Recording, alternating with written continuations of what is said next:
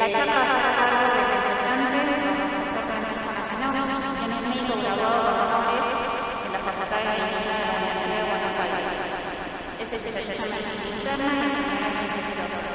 Actualmente se desempeña como jefe de infectología en el Instituto Particular de Buenos Aires y como médico infectólogo con los otros médicos que fueron autonomía.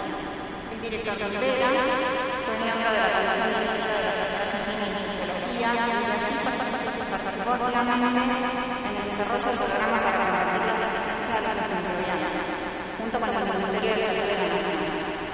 Ha realizado trabajos científicos, presentado por congresos nacionales y internacionales, sobre diferentes efectos infectológicos y publicaciones en revistas nacionales e internacionales. Es profesor de enfermedades infecciosas del Instituto Universitario de Salud. Bueno, vamos a iniciar con la charla y después al final vamos a hacer preguntas, así que les pido que están conectados de forma remota, que pueden hacer las preguntas, y los que están conectados vía cuando quieras, Francisco.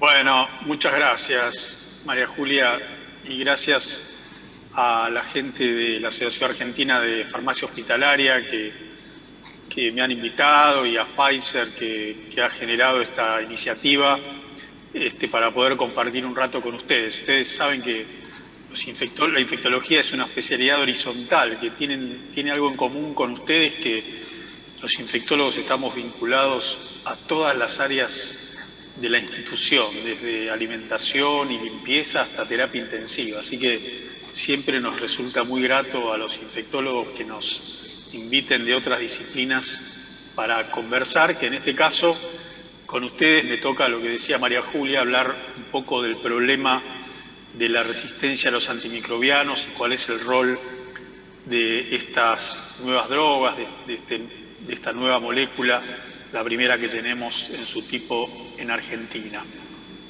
A ver si la tecnología es benévola con nosotros. Podemos pasar.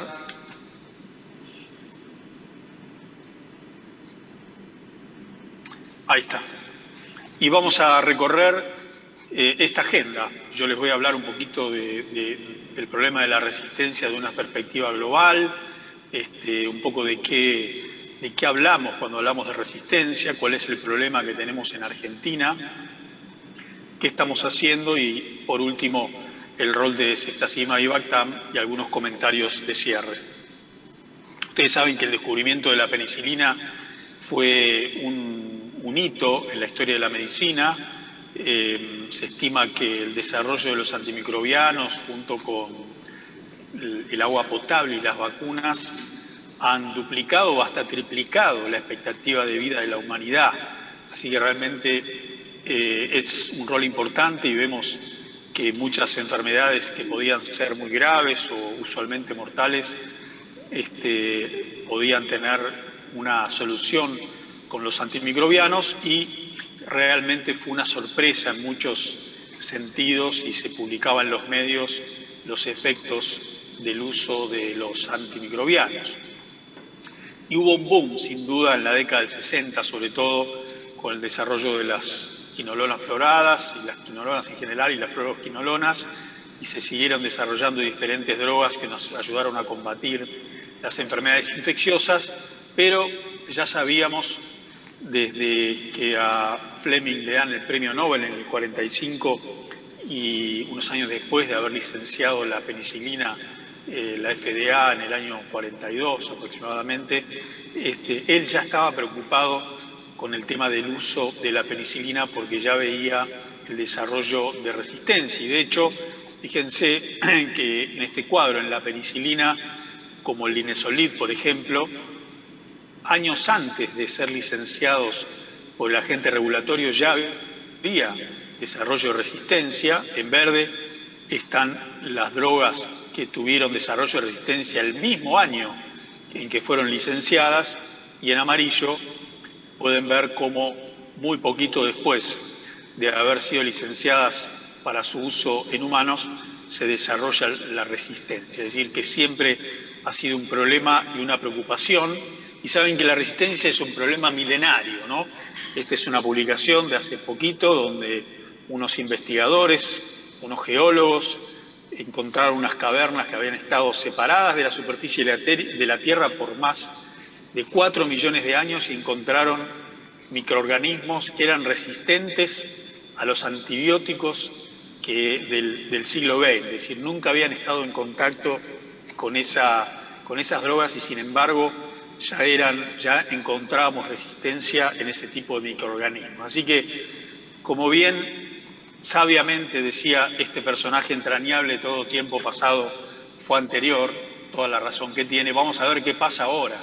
¿De qué hablamos cuando hablamos de resistencia microbiana? La resistencia es un mecanismo que desarrollan los gérmenes para sobrevivir a un ambiente hostil, a un ambiente que no le es favorable para su supervivencia. Y para ello desarrollan varios mecanismos, entre los cuales está la resistencia, la formación de biopelículas, el llamado biofilm, y la posibilidad de adoptar estados no replicativos, ¿no?, de latencia, y eso hace que tengan más resistencia a su vez al efecto de los antibióticos. Saben que muchos de los antibióticos, por ejemplo los beta-lactámicos, que son los que más usamos quizás en la práctica diaria, tienen actividad durante la replicación bacteriana, entonces los gérmenes saben cómo eludir ese aspecto y adquieren esa capacidad. Y la resistencia bacteriana, ustedes saben que las bacterias no son poblaciones homogéneas, todo lo contrario, y muchas veces una población bacteriana sensible en su mayoría a un determinado antibiótico, ese antibiótico va eliminando las bacterias que son sensibles a esa droga, pero van quedando las que son resistentes, y entonces esas poblaciones no solamente el problema está en que pueden mutar, como muchas veces lo expresa la gente, y se hacen resistentes, sino que esa población resistente ya existía dentro de ese grupo de bacterias y los antibióticos no hacen más que seleccionar a justamente los mutantes resistentes. La activación de los mecanismos de resistencia requiere en general de un estímulo mínimo. Una sola dosis de antimicrobiano, aunque sea por vía oral, ya gatilla ese mecanismo de defensa. Pero el mecanismo inverso, el volver a adquirir sensibilidad a una determinada droga, puede demorar años o no ocurrir nunca. Como les decía, que no son homogéneas las poblaciones bacterianas, y una cosa que también ocurre en la microbiología es que los mecanismos de resistencia también son contagiosos, es decir, se pueden transmitir de un microorganismo a otro, inclusive de diferentes características. El impacto de la resistencia antimicrobiana es fenomenal. Fallas de tratamiento, mayor morbilidad y mortalidad, mayor fracaso de procedimientos que nos parecen tan sencillos como un procedimiento quirúrgico muy simple, puede devenir en un fracaso si no contamos con profilaxis antibiótica, por ejemplo, y muchos procedimientos como la diálisis, por ejemplo, los trasplantes, procedimientos más complejos no se podrían llevar a cabo si no tuviéramos antibióticos, pero tenemos estos problemas y los costos que ello supone, y los costos y la preocupación sobre la resistencia antimicrobiana es un problema que no solamente preocupa al ámbito de la salud humana. Fíjense que esto lo decía el Foro Económico Mundial en 2013, preocupados por las perspectivas de la resistencia en la población mundial, y de hecho fíjense que los riesgos globales de resistencia en el mundo se ven en todos los continentes, inclusive en la Antártida. Ustedes saben que se han encontrado microorganismos multiresistentes en la Antártida que son transportados por las aves migratorias a diferentes lugares. Hay estudios hechos inclusive por investigadores de los países nórdicos que han visto que muchas aves que pasan por Ushuaia y después siguen viaje hacia el hemisferio norte, llevan en sí, en el pico, en las patas, llevan gérmenes multiresistentes. Así que este es un problema mundial y de hecho se estima que para 2050 las muertes por microorganismos multiresistentes van a superar ampliamente a las muertes por cáncer o por diabetes y sus complicaciones o por accidentes de tránsito. Es decir, que tenemos que actuar ahora porque realmente es un problema muy, muy serio en todo el planeta.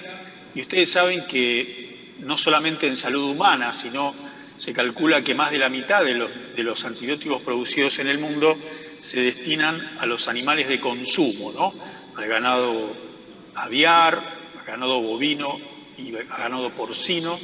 Fíjense diferentes tipos de grupos de drogas que se utilizan en este escenario, y se utilizan la mayoría de las veces no con fines terapéuticos, sino con fines preventivos, con fines para promover el desarrollo, el crecimiento de los animales de consumo, y se están implementando diversas estrategias para justamente mitigar esos efectos, como ha ocurrido aquí en Argentina particularmente. Si quieren, hablamos un poco de ello más adelante. La industria alimentaria de la piscicultura, no tenemos datos, pero representa un porcentaje muy importante de antimicrobianos. Y el problema que tenemos a nivel alimentario es que en general el uso de antimicrobianos en los animales de consumo, y más aún en la piscicultura, no están profesionalizados, ¿no? Y se utilizan toneladas de antimicrobianos que después llegan a la ingesta en los seres humanos. Y tenemos que, a nivel del ganado aviar, que tanto se consume en Estados Unidos y en países del hemisferio norte, estos también se transforman en su tubo digestivo en productores de gérmenes que proliferan, proliferación bacteriana, multiresistentes, y saben que se ha demostrado también que los insectos desde el campo hacia las ciudades pueden transportar hasta más de 100 kilómetros los insectos en sus cuerpos, en sus patas, en sus alas, transportar estos gérmenes multiresistentes. También las mascotas tienen un rol.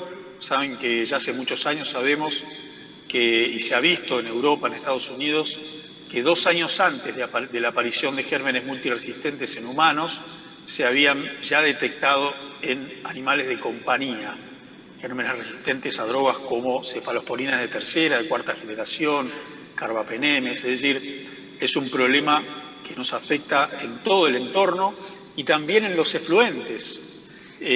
No solo los efluentes hospitalarios, también, como pueden ver aquí, los efluentes urbanos contaminan los lagos, los ríos.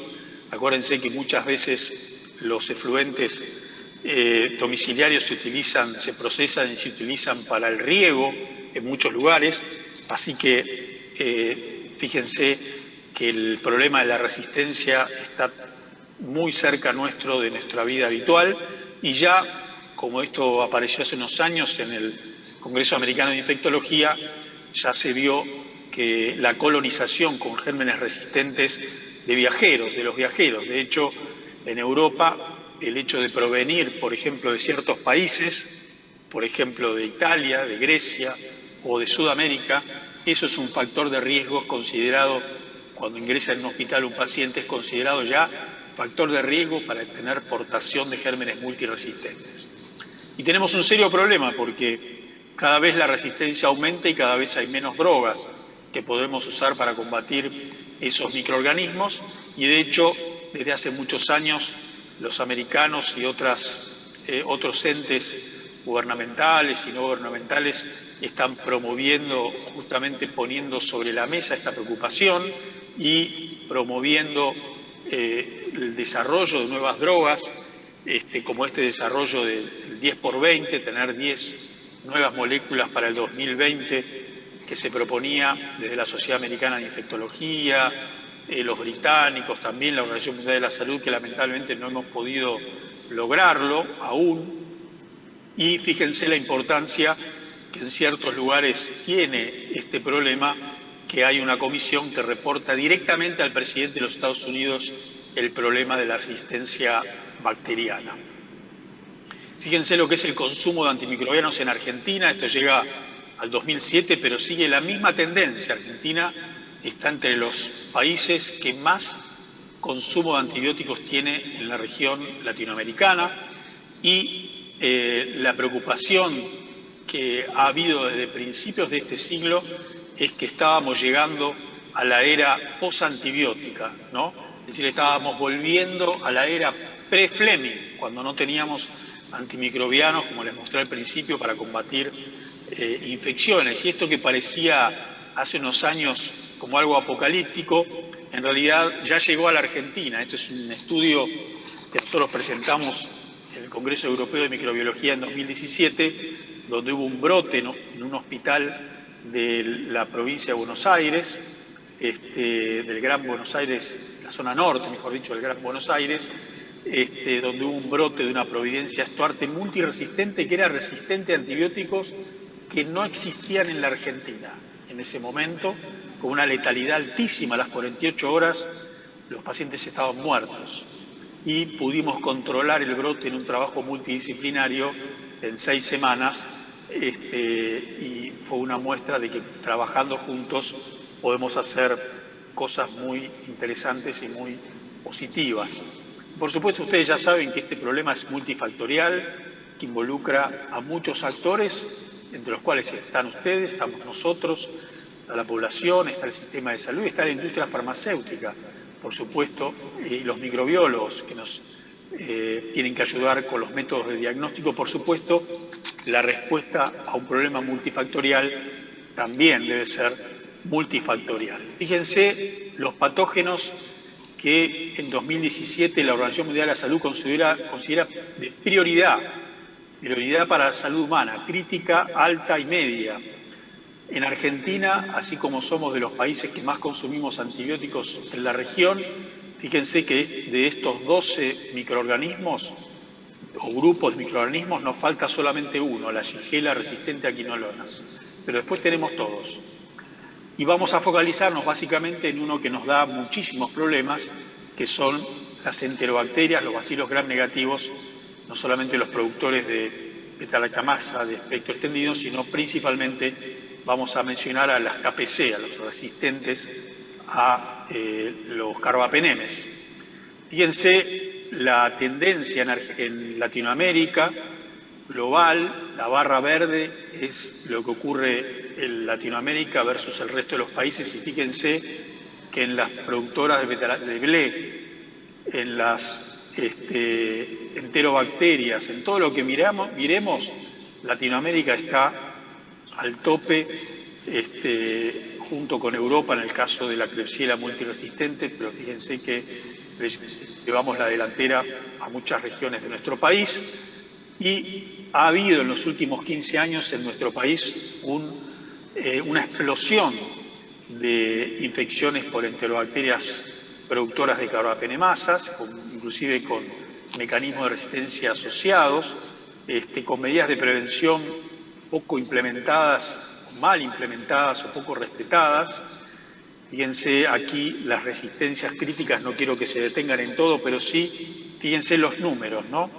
Los números, ¿por qué? Porque en infectología tenemos el concepto de que cuando la resistencia a determinado antibiótico de un microorganismo definido es del 20% o más, ese antimicrobiano no puede ser utilizado como tratamiento empírico. Se sugiere utilizar otras drogas cuando tienen una resistencia menor del 20%. Entonces, fíjense que acá todas o casi todas tienen una resistencia mayor del 20% en Argentina. Y fíjense, las KPC, que en 2017 ocupaban el 80%, teníamos poco MBL, que son otro tipo de carbapenemasas, y de OXA. Fíjense cómo se van expandiendo las MBL, y después, primera ola de COVID, las MBL tienen un rol cada vez más importante, que han desplazado a otras, pero seguimos con problemas, e inclusive ya tenemos carbapenemasas asociadas, o sea que se hace cada vez más difícil el tratamiento de estos pacientes. Y saben que estas infecciones tienen una mortalidad altísima. Para que tengan una idea, una bacteriemia por una KPC tiene 50% de mortalidad o más. Y yo siempre les cuento a los cardiólogos del Instituto Cardiovascular, donde hemos tenido también problemas y brotes de KPC, en comparación con el infarto agudo de miocardio con obstrucción completa de una coronaria, lo que se llama infarto con supra-ST. En Argentina la mortalidad es del 5%, 5 a 8%. En el ICVA tenemos 3% de mortalidad. Y yo les hablo que una bacteriemia por KPC tiene más del 50% de mortalidad y no lo pueden creer. Pero es así lo que ocurre en nuestro país. Lamentablemente estamos en una situación muy, muy dramática.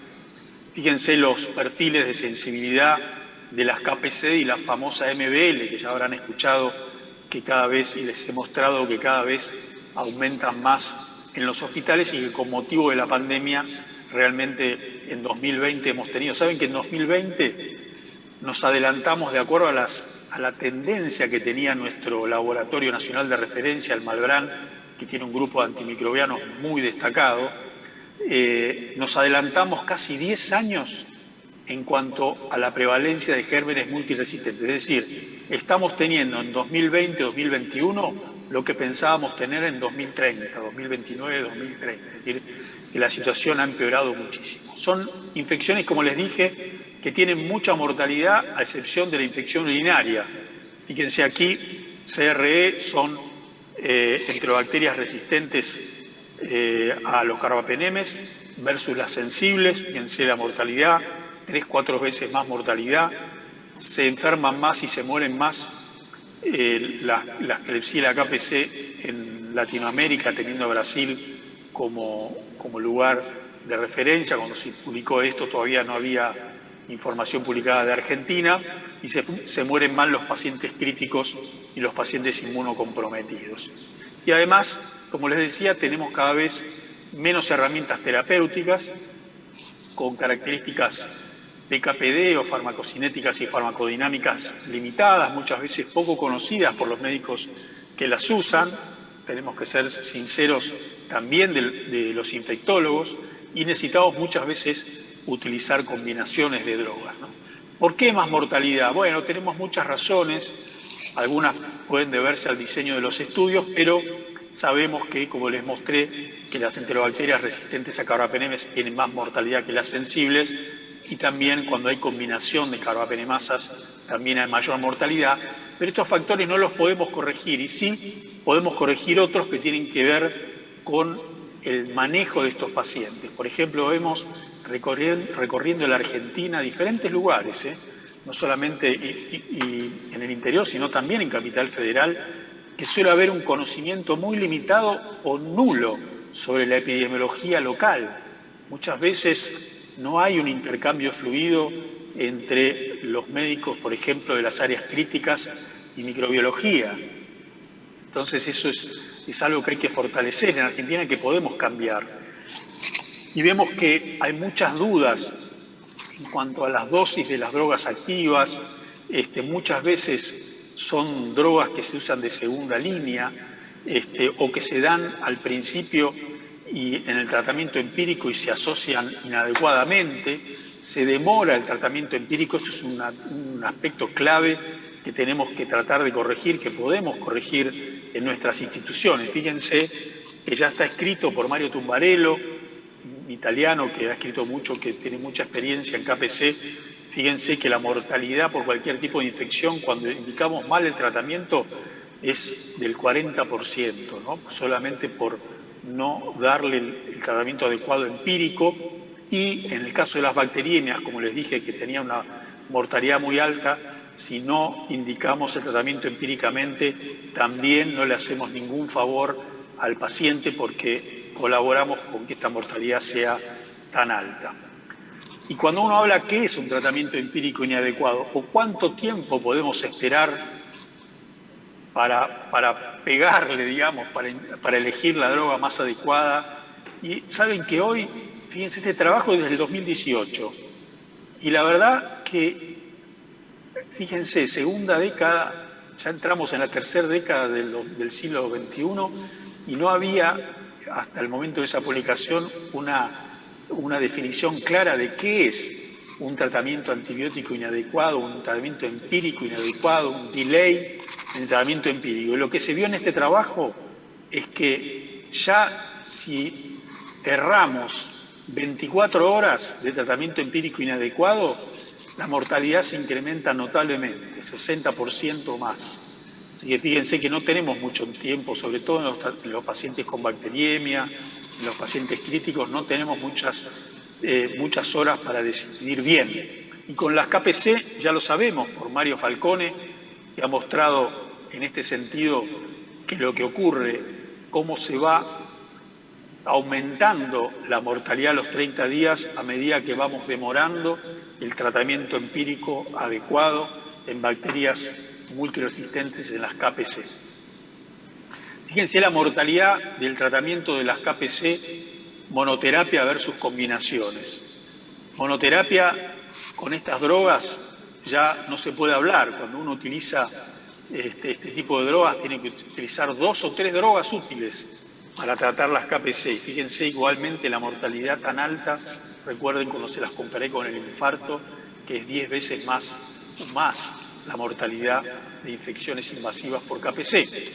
Así que, ¿cómo hacemos para superar estas dificultades que tenemos tan serias en nuestro país? Bueno, tenemos que identificar a los pacientes de riesgo, conocer la epidemiología local y, sobre todo, optimizar, además de implementar estrategias de prevención, tenemos que tratar de utilizar mejor las drogas viejas y las nuevas que van surgiendo, porque tenemos que cuidar las nuevas como ceftazidima y Bactam para que no las perdamos por un mal uso y desarrollo de resistencia. Fíjense, acá hay una serie de predictores de infecciones por multiresistentes, donde una de las cosas más importantes de todas las que tienen acá, acuérdense, les voy a mencionar 2.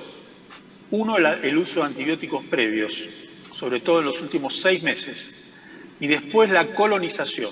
Un paciente colonizado en su tubo digestivo por una KPC tiene 10, 20 veces más riesgo de tener una infección invasiva por KPC, sobre todo los inmunocomprometidos. Pero los pacientes críticos que están con el problema de la translocación bacteriana, etcétera, tienen también riesgo.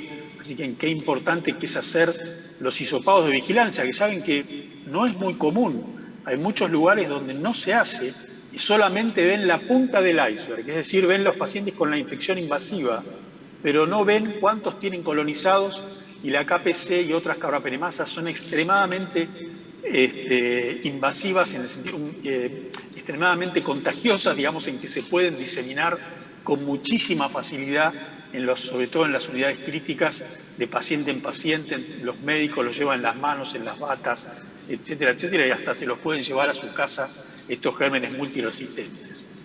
Y vamos acercándonos al tema dosis también. Fíjense que hay muchos trabajos donde se ve que no usamos del todo bien los betalactámicos, ¿no? Entonces se promueve desde hace muchos años que haya una customización, ¿no? Este término de la economía o de otras disciplinas que no tienen que ver con la medicina, de tratar de individualizar el tratamiento en cada paciente.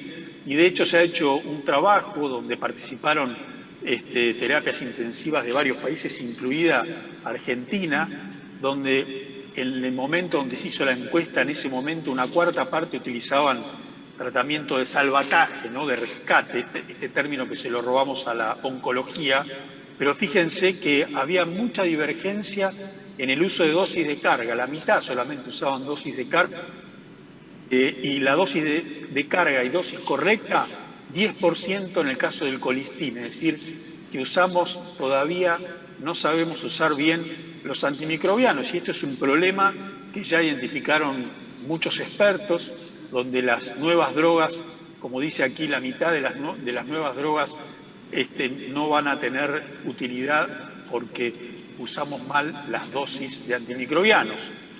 Y ya desde hace pocos años, pero se está insistiendo en que en pacientes críticos, sobre todo, hay que usar dosis supranormales, dosis más altas de las que usamos habitualmente de acuerdo al tipo de infección. Y fíjense cómo acá estamos hablando de duplicar la dosis de betalactámicos, además de la dosis de carga de los aminoglucósidos, el linesolido, el colistin, en fin, hay una fuerte sugerencia de utilizar drogas en dosis más altas. Y claro, acá entramos en el problema del uso off-label, así que yo les voy a recordar simplemente algo que ustedes lo saben muy bien, que lo que es el uso off-label, que no significa que no esté prohibido no significa que esté prohibido por la autoridad regulatoria, sino que simplemente son indicaciones que no han sido evaluadas, digamos, pero que si a criterio del médico, del grupo médico tratante tiene sostén para hacerlo, se pueden utilizar, y las indicaciones off-label abarcan diferentes escenarios, las dosis, las vías de administración, la forma de administración. Saben que usamos los beta-lactámicos en infusiones extendidas o infusiones prolongadas o infusiones continuas, etcétera, las asociaciones y las indicaciones según el tipo del microorganismo y sitio de infección. Saben que hay una diferencia, por ejemplo, entre los antibacterianos y los antifúngicos, porque los antibacterianos se aprueban para determinado tipo de infección, habitualmente neumonía, infección urinaria, infecciones de piel y partes blandas e infecciones intraabdominales. Habitualmente se aprueban para ese tipo de infecciones, aunque después se usen en otros escenarios. Sin embargo, los antifúngicos se aprueban según tipo de hongo, no para un determinado tipo de infección. Y siempre hay un reclamo de la comunidad médica de por qué no modificar esa estrategia que nos pone limitaciones a los usos habituales de las drogas. Y fíjense que hay un aspecto muy importante que les quiero señalar, que las dosis que muchas veces recomiendan las compañías farmacéuticas no son las dosis óptimas. Y nos ha pasado con infinidad de drogas, con la teicoplanina, que se usaba 6 miligramos por kilo y ahora sabemos que se usa de 12 a 15 miligramos por kilo. Nos pasó con la daptomicina, 4 miligramos por kilo y ahora usamos entre 8 a 12 miligramos por kilo. Con la tigecyclina, el doble de dosis, en fin. Saben que tenemos un problema con los adultos que utilizamos dosis fijas, no por miligramo kilo, a diferencia de los niños, y entonces le damos lo mismo a una persona que pesa 60 kilos que a uno que tiene 120, y le damos lo mismo a un paciente que está en una sala común, estable clínicamente, que a un paciente que está con shock séptico, en terapia intensiva, probablemente hiperfiltrante o no, o con insuficiencia renal. Es decir, no distinguimos según las situaciones clínicas. Es decir, como decía este clínico infectólogo de la década del 60, Maxwell Finland, sabemos todo de los antibióticos menos cuánto dar. Y sigue siendo realidad. Fíjense para las KPC, ¿qué drogas tenemos? Y lo que se sugiere aquí, el doble de dosis de tigecyclina, el doble de dosis de gentamicina, amicacina, fíjense, en vez de 7 a 15 miligramos kilo, el doble, 30 miligramos kilo, 2 gramos día en un paciente de 70 kilos de amicacina. La fosfomicina, 24 gramos día, es decir, tenemos que usar dosis monstruosas, y cuando utilizamos estas drogas, como las carbapenemasas son naturalmente resistentes al meropenem, tenemos que utilizar, si usamos meropenem, tenemos que asegurarnos de utilizar por lo menos 2 drogas activas. Y el tratamiento empírico en algunos lugares, siempre recordamos con la gente del Hospital Italiano de Buenos Aires, que los residentes de terapia intensiva tenían un acrónimo que era META, para tratar a los pacientes con sospecha de KPC, porque usaban meropenem, ertapenem, tigecyclina, aminoglucósidos o amicacina. Entonces, fíjense, 3 o 4 drogas empíricamente cuando uno piensa en una infección por KPC. Y estamos aprendiendo cada vez más que en las primeras 48-72 horas, aunque el paciente esté en insuficiencia renal aguda o esté en algún tipo de terapia de reemplazo renal, hay que usar las dosis convencionales, especialmente de los beta-lactámicos, que tienen un rango terapéutico muy amplio y que se pueden utilizar con total seguridad. En este sentido, el monitoreo terapéutico es muy importante, y quiero mencionarles, como les decía María Julia antes de que ustedes llegaran, que el Congreso de la SAI acaba de terminar el miércoles, y uno de los 10 mejores trabajos elegidos por el comité científico, donde tuve el honor de participar, fue un trabajo de un grupo de farmacéuticos, de ustedes, de un hospital público del interior del país, del Cuyen de Santa Fe, que hicieron un trabajo muy interesante sobre el dosaje y monitoreo terapéutico de meropenem en pacientes críticos con terapia de reemplazo renal. Y tenemos que cada vez, todos los días, convencer a los médicos de que usen las dosis convencionales, de que no tengan miedo de usar dosis altas de betalactámicos porque son antibióticos seguros y en los pacientes críticos le van a hacer un gran beneficio de tener esta modalidad. Vamos a ir terminando hablando de ceftazima y Bactam. Ustedes saben que esta droga, la primera en su tipo, ahora está también el meropenem Bactam y el imipenem Relebactam. Ninguno de ellos en Argentina. Esta es la primera droga que tuvimos disponible en nuestro país para las KPC, que fue evaluada en diferentes trabajos, como ven aquí, más de 3.000 pacientes.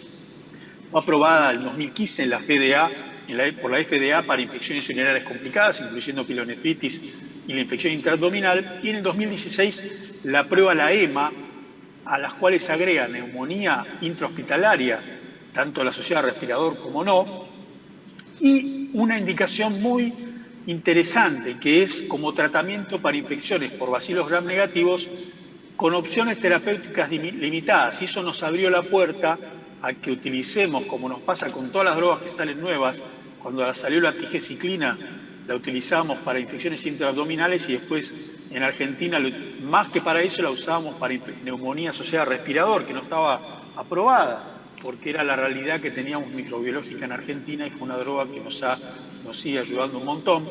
Y fíjense que de esta manera nos abre la puerta para utilizar en situaciones donde no disponemos de opciones terapéuticas mejores. Y fíjense que las guías americanas del 2020, fíjense que salvo la cistitis y la de arriba y abajo, infecciones fuera del tracto urinario que son sensibles a meropenem, en realidad ceftazima y Bactam está como sugerencia en todos los tipos de infección. Acá vemos pielonefritis, infecciones fuera del tracto urinario. Cualquiera de ellas, fíjense que los americanos sugieren como primera línea ceftazima y Bactam. Y recientemente, en un trabajo de un grupo griego, ellos tienen muchos problemas con las bacterias multiresistentes, también para estos gérmenes que son resistentes a varios grupos de drogas, que son pan-resistentes o tienen resistencia extrema, como se llama, fíjense que en todas las alternativas figura ceftazima y Bactam como monoterapia o asociada a otras medicaciones. Así que realmente ha venido a cumplir un rol importante porque además se ha visto que ha tenido un impacto sustancial en la mortalidad. Nosotros presentamos ahora en la SADI el primer registro argentino de uso de ceftazima y Bactam, apenas se ingresó la droga a nuestro país en 2017-2018 y presentamos 100 pacientes a ver cómo nos había ido y la mortalidad que tuvieron esos pacientes era la mitad de la mortalidad que se veía en infecciones por KPC en otras series de otros países. Así que realmente ha tenido un impacto sustancial el uso de esta droga, de este nuevo tipo de drogas betalactámicos con nuevos inhibidores de betalactamasa como es el Avibactam. Pero claro, en Argentina no tenemos acceso a Avibactam fácilmente. Muchas veces tenemos que ser en más de una vez, primero por el costo, por la dificultad en conseguir las drogas en el ámbito público, a veces en el ámbito privado también nos ha costado en algún punto por dificultades con las aseguradoras, con las prepagas, con las prestadoras. Entonces tenemos que ser creativos y en ese sentido tenemos que aprender a manejarnos con otros parámetros, como sugiere Jesús Rodríguez Baños, fue presidente de la Sociedad Española de Microbiología, la Sociedad Europea de Microbiología. Entonces publicó recientemente un estudio donde veía, los pacientes que tienen una cima meropenem menor de 8, la sensibilidad es hasta 2. O sea que estamos usando con CIM menor de 8, entre 2, 4, 2, estamos usando una droga que es resistente, pero estamos usándola para el tratamiento de diferentes infecciones. Fíjense que acá tenemos que apelar a nuestra creatividad y a las drogas que podemos tener disponibles y siempre optimizar la dosis de carga, altas dosis, modos de infusión en diferentes tipos de infecciones. Entonces echamos mano a drogas como la fofomicina, el colistin, los aminoglucósidos, de acuerdo a la disponibilidad que tiene cada uno de los lugares donde nos desempeñamos en nuestro país. Y para terminar, lo que opinan los americanos en este artículo recientemente publicado, esta red de de farmacéuticos como ustedes, que han hecho algunos tips, les comparto, les recomiendo este artículo que es muy interesante. La primera de todas es el sueño que tenemos todos, de trabajar con un farmacéutico al lado de la cama, un farmacéutico clínico, al lado de la cama del paciente. Yo me acuerdo cuando estuve en Estados Unidos en el año 95, en la Duke University, en el Duke Medical Center, mejor dicho, en Carolina del Norte. Me acuerdo que recorríamos y veíamos los pacientes y teníamos, aparte de los infectólogos, nos acompañaba un bacteriólogo, un microbiólogo y un farmacéutico. Y él nos decía las dosis, las asociaciones, las interacciones, el sueño. Fíjense, les hablo del año 95, sé que en algunos hospitales en Argentina tienen esa posibilidad, pero es algo infrecuente. Ojalá que todos podamos contar con esa posibilidad. Importante el tratamiento empírico adecuado, como dice el segundo punto, y guiarse por los cultivos, revisar la posibilidad de descalar, ¿no? Nosotros siempre decimos que cetacima y Bactam, cuando uno sospecha KPC, uno tiene que tratar de utilizar esa droga en las primeras 48, 72 horas y ahí hablar. Después de eso, si podemos descalar, cambiar a otra, pero realmente el impacto que ha tenido en la mortalidad es tan grande que siempre decimos, bueno, se puede empezar con esta droga, pero a las 48, 72 horas con los cultivos, ver cómo descalamos, cómo adecuamos de acuerdo a la sensibilidad. Y si no tenemos esa posibilidad, utilizar otras drogas, 2 o 3 drogas, a veces 4 drogas, como les comenté antes, que usaban en algún hospital de Capital Federal, y optimizar la administración de este tipo de drogas con las diferentes formas de infusión y las dosis, acordarse de dar dosis más generosas. Así que, para terminar entonces, tenemos una realidad muy complicada en Argentina, dramática cada vez más desde el punto de vista de la resistencia. Tenemos viejas y nuevas drogas que tenemos que aprender a utilizar mejor, a cuidar las nuevas, pero usar mejor las viejas. Hay que saber muy bien la epidemiología local, qué es lo que está pasando, que puede ser dinámico, tan dinámico que por ahí en terapia intensiva pasa algo, pasa una cosa, y en unidad coronaria se está en otra área, o en clínica médica tenemos gérmenes diferentes. Así que saber que los betalactámicos son drogas seguras, que podemos usarlas en dosis generosas, es muy importante el descalar, y que contamos con una droga, la primera de su grupo, que ha venido a aportar a la realidad de Argentina, que es tan especial, ¿no? Y yo creo que es una droga que en lo personal, si bien está indicada como monoterapia en la mayoría de los escenarios, yo en particular pienso que para las infecciones respiratorias debe utilizarse acompañado, pero es una opinión personal.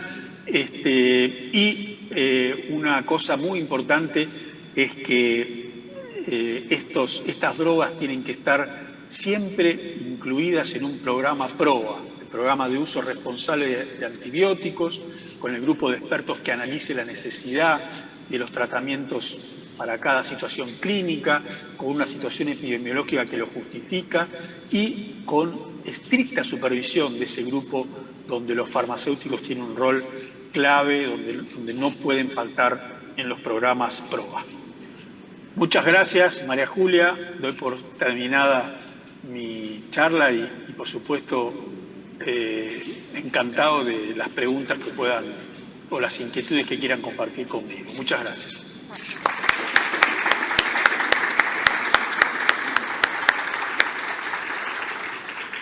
Bueno, muchísimas gracias a vos, Francisco, por acompañarnos.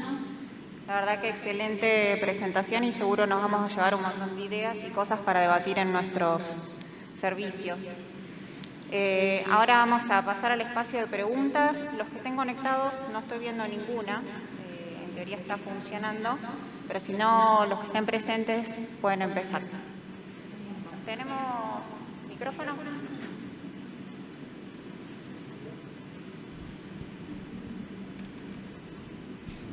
Qué suerte que tengan la posibilidad de hacerlo presencial también. Me alegro mucho. No dejen de cuidarse. Seguro. Buenas tardes. Bueno, en principio, excelente disertación, como siempre. Tengo múltiples preguntas, pero me voy a acotar a un par nada más. Hace bastante tiempo tengo una duda en relación a la dosificación de la gentamicina en pacientes críticos. Nosotros utilizamos 7 miligramos kilo en paciente crítico, pero siempre nos surgió la duda de si hacer dosis de carga o directamente iniciar 7 miligramos kilo y continuar con eso. Bueno, buena pregunta. Está buenísimo que usen esa dosis porque habitualmente estaba usualmente recomendado 3 a 5 miligramos kilo y ya se recomienda 7 miligramos kilo. Vos sabés que debés recordar que los aminoglucósidos, la forma que tienen de matar es concentración dependiente. Yo no me quise meter en el tema PK/PD para no aburrirlos o no atosigarlos con información que a lo mejor seguramente ustedes la tienen fresca, pero los aminoglucósidos tienen mejor efecto bactericida cuando se da la dosis completa diaria y además tienen menor toxicidad porque los mecanismos de la toxicidad de los aminoglucósidos, que suelen aparecer bastante más tardíamente de lo que pensamos, habitualmente a partir del 5.º día, por supuesto que aparecen antes y se acompañan de otros medicamentos nefrotóxicos, pero no hay que tener tanto miedo en los primeros días. El mecanismo de la toxicidad es porque los aminoglucósidos ingresan a las células del tubo contorneo proximal en el riñón o las del ribete en cepillo del oído por mecanismos de pinocitosis. Y el efecto que tiene darlo en una sola dosis es que los mecanismos de pinocitosis se saturan, son saturables. Entonces, al darle toda la dosis, ingresa menos droga a esos sectores y tienen menos toxicidad.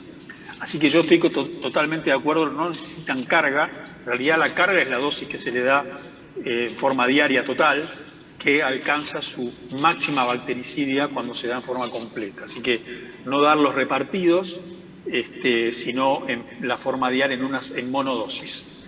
Perfecto. Y la segunda pregunta, no sé si alguien tenía alguna otra pregunta, pero... Vos seguí y yo después... Sigo y cuando aparece otro cedo el micrófono. Sí, tal cual. Tenemos lamentablemente la aparición de cepas, multiresistentes, pero con doble carbapenemasas.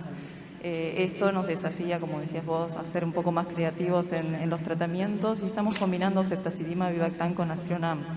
Si bien tengo mi posición y qué es lo que estamos haciendo nosotros en nuestra unidad, existen variantes, porque como estamos siendo creativos y es una indicación off-label, estamos utilizando en infusión extendida ceftazidima Vivactam y infusión extendida y a veces continua de Aztreonam.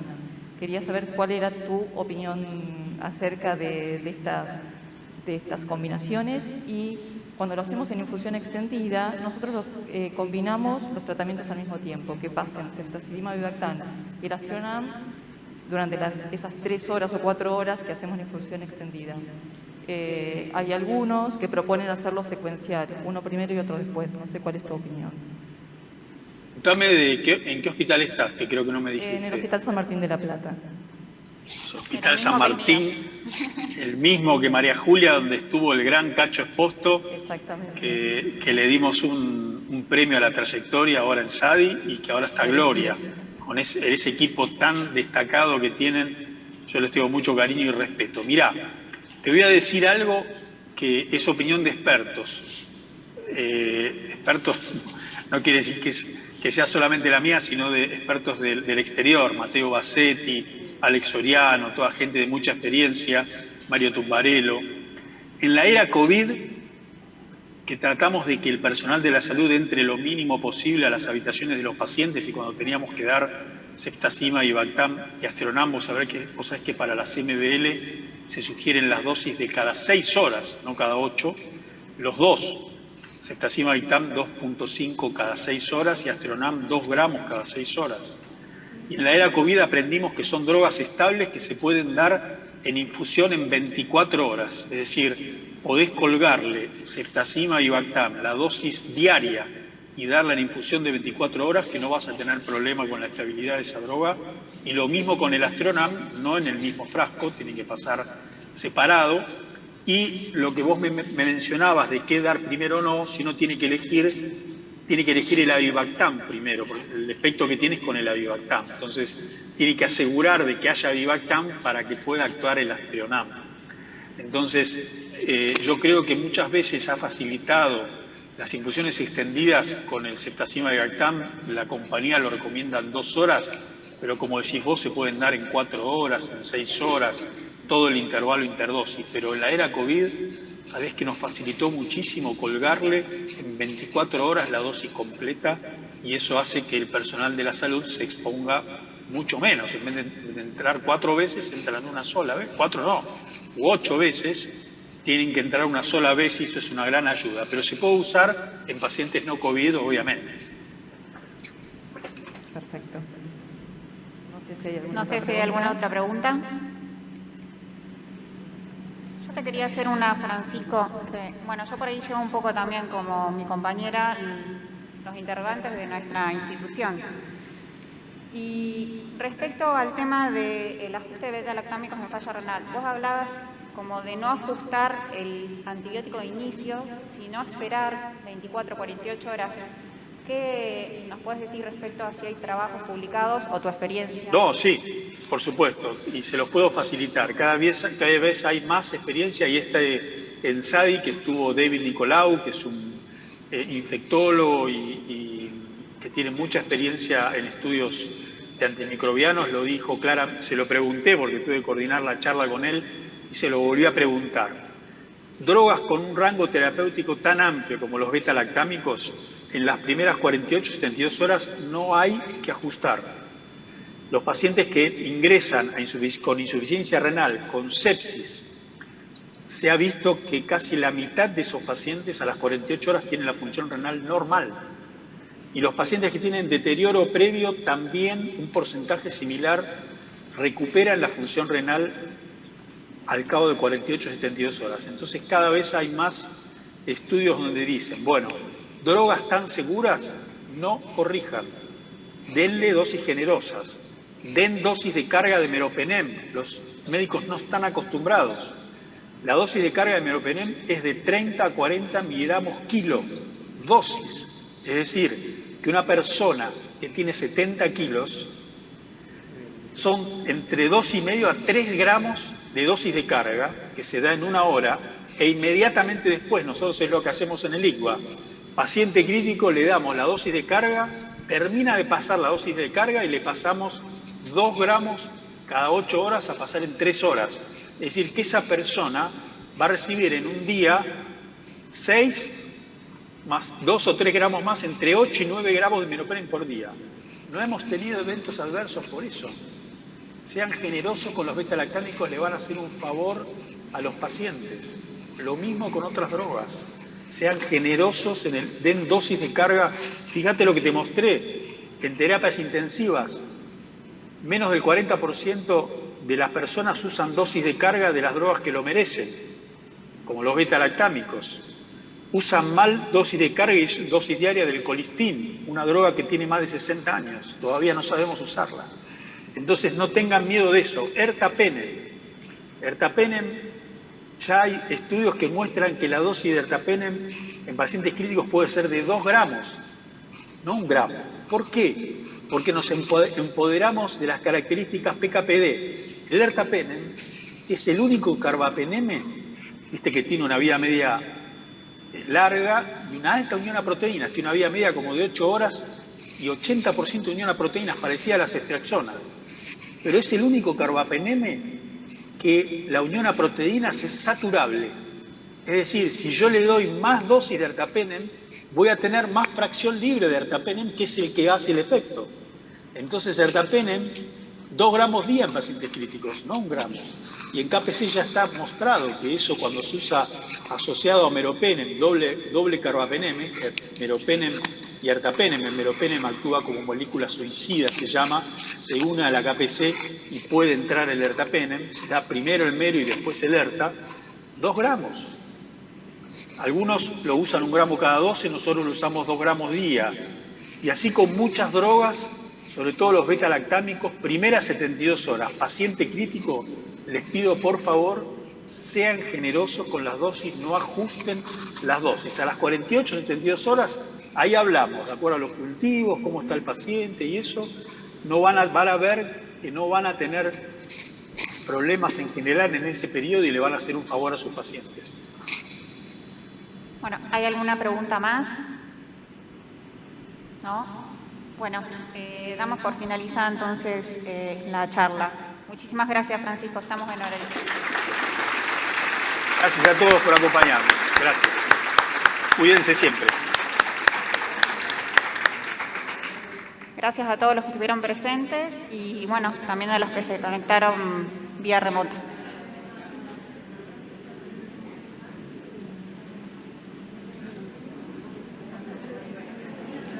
Sí.